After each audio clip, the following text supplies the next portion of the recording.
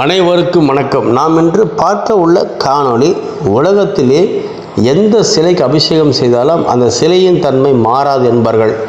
சிலை பொலிவாக இருக்கும் அல்லது என்றால் சிலையிலிருந்து ஏதாவது ஒரு மங்களகரமான விஷயம் தெரியும், அவ்வளோதான். ஆனால் சிலை மீது அபிஷேகம் செய்யும்போது ஒரு நீல நிறத்தில் மாறி அந்த நம்ம பால் அபிஷேகம் செய்யும்போது தொண்டை வழியாக, அதாவது சுவாமியின் திருமேனி மீது முகத்திலிருந்து தொண்டைக்கு கீழே, அதாவது மார்பகங்கள் கீழே இறங்கும் போது அந்த தொண்டை பகுதியில் மட்டும் நீல நிறமாக இன்றும் இத்தனை ஆண்டுகளாகியும் நீல நிறத்தில் மாறி மீண்டும் வெள்ளை நிறத்தில் பால் இறங்குவது அதிசயமாக இருக்கிறது.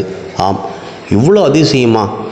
ஏன் அந்த பால் அவர் மீது படும்போது மட்டும் நீல நிறத்தில் மறைந்து பின்பு அவர் திருமேனி முழுவதும் இறங்க வேண்டும், மீண்டும் வெள்ளை நிறமாக மாற வேண்டும்?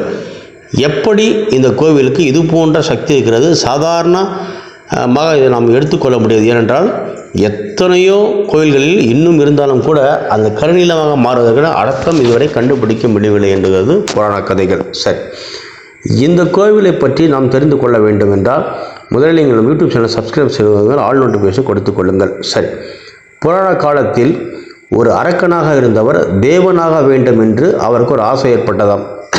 அப்படி தேவனாக வருவதற்கு அமிர்தம் சாப்பிட்டால் தேவனாக மாறிவிடலாம் என்று சிலர் யோசனை தெரிவிக்கிறார்கள். அப்படி மகாவிஷ்ணு அனைவருக்கும் அமிர்தத்தை கொடுக்கும்போது ஒரு மாறு வேடத்தில் ஒருவர் அமர்ந்து அந்த அமிர்தத்தை சாப்பிட முயற்சி செய்கிறார். அப்போது மகாவிஷ்ணு அவரிடம் சூரியனும் சந்திரனும் காட்டி கொடுத்து விடுகிறார்கள்.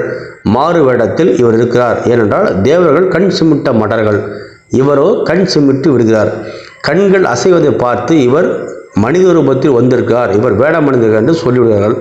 அதன்பின் மகாவிஷ்ணு அமிர்தத்தை குடிக்கும்போது தொண்டை வரை இறங்கியவுடன் அவர் வெட்டி விடுகிறார்.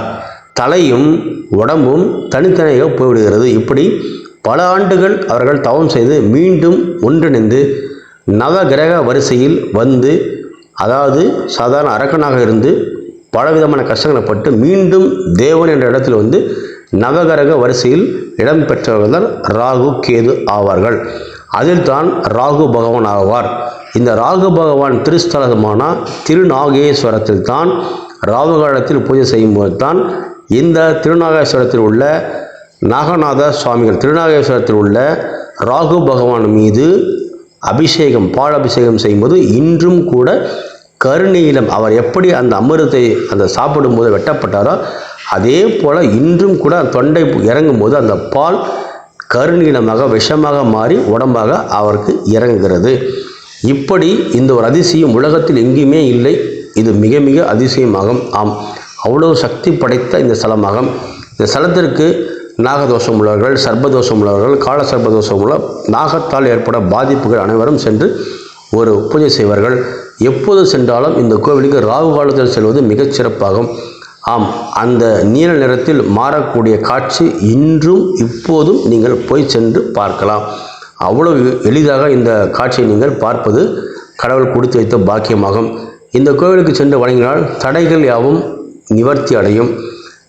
எப்போதும் திடீர் அதிர்ஷ்டம், திடீர் செல்வாக்கு, அதாவது குப்பையில் கடந்தவர் கோபுர உச்சிக்கே சென்று விடுவார்கள். நேற்று வரை திண்ணில் இருந்தவர்கள் திடீரென்று கோடீஸ்வரனாக வருவார்கள்.